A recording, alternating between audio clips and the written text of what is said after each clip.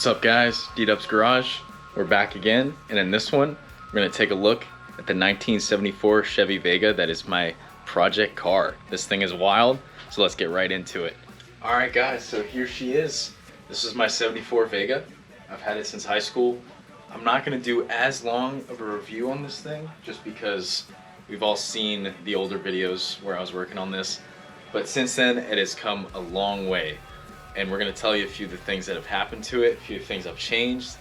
I think we're right there. I know it's one of those things, you know, you have a project car and it's just takes forever. Everyone always asks me, you know, oh, when's that thing gonna be done, man? And I'm always like, you know, maybe next fall, and then next fall comes and it's still not even close. So it's, you know, project car life, but we're getting there, and I'm excited for the next thing.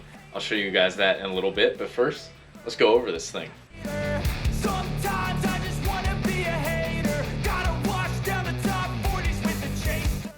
So one thing I did, guys, that probably you haven't seen for a while is I actually put on an external transcooler, and I figured to go with the ratty look, just mount it straight to the bumper. So no fans, obviously, just airflow over it.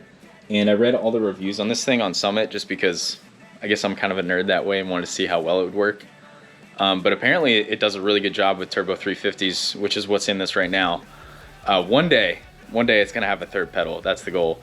I want either a Muncie 4-speed or maybe even get a Tremec, which would be a 6, but that's big money. And this thing is, I don't know if it's worth that big money. So we'll think about that one. But for now, this thing keeps the trans cool, and I think it looks really dope just on the front bumper like that.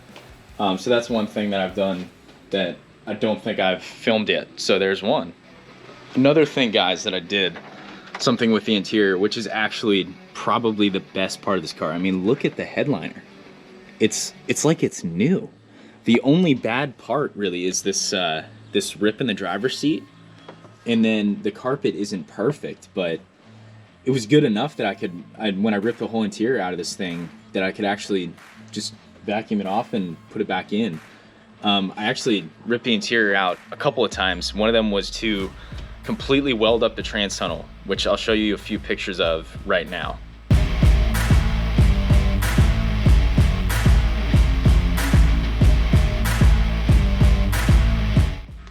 So after the trans tunnel got welded, I put everything back together. Even the dome light works, which is pretty sick. And one issue I had with this thing was the steering wheel was just sticky. Kind of like when Maserati or like Ferraris, I don't know if you guys have ever been in those, like the old ones, their buttons just kind of get sticky and nasty, and there's like no way to clean them off. And that was kind of the same deal with the steering wheel in this thing. So instead of trying to like hit it with soap and everything, I just ended up stitching this cover on here. Took me forever. I was sitting on the couch watching hockey and just kind of doing this while I did it. It was good mindless work, but you know, I'd start to stitch and it would come up, so then it would look like crap, obviously. So I had to keep trying to get it just right. And it's a little loose in spots, but it's not like I'm gonna be, you know, drifting this thing and throwing the wheel around. So I think it's good for what it is. And I actually really like the brown contrast with all the green in here. So that's just another little mod I did to the Vega. And here, I'll show you a few more. Another thing I did was install an autometer fuel gauge. I know you guys can probably see the reflection right now, and it's tough to see. Obviously a different font and everything, but I'm not super picky. So it works, so I'll take it. I just found basically a gauge that works off the same resistances that my gas tank does, because the gas tank in this thing is actually out of the CJ5. So a little bit of a blend of the world there for you. Another thing, guys, real quick. This isn't done yet with the basically the finish, but as you can see, kind of cool. This is a little fan icon.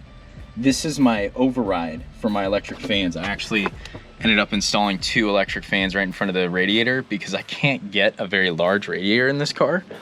So I really just wanted to get a ton of airflow through it. They seem to actually cool it down, which is great because this V8's moving a lot of heat. So I just made the rattiest shroud possible. You can see it's super rusty, and this is really just with things I had laying around. I tried to save some money. So if we go ahead and key on, you can see it lights up, and then can see moving the air, and they really chooch, so I'm hoping they just keep this thing nice and cool. They also have, these are from American Volt. I'll put the link in the description. This is a thermostatic switch, and it kicks the fans on, gets this thing cool without you having to hit the override switch. I know what y'all are gonna say. The engine bay of this thing is nasty, I know. Hopefully by the time all the wiring is like done, I'll tape it up, try to make it look a little bit nicer, maybe even get some real connectors on there, like Deutsch connectors, but for now it's just going with the Italian wiring job right now. All right guys, thank you for watching the Vega build review. It's been a long time coming. Hopefully we're getting a little closer to actually zipping around the street. But we can't do that quite yet, because in the next video, we're gonna be doing something that I've always wanted to do, and that is install a 4-barrel carburetor. But before that, check out this other one. We're gonna be rebuilding it. I'm gonna do a little time lapse of that and see how it goes. And let me know what you guys think. But for now, here's a little more content for you. Thanks for watching, and I'll see you in the next one.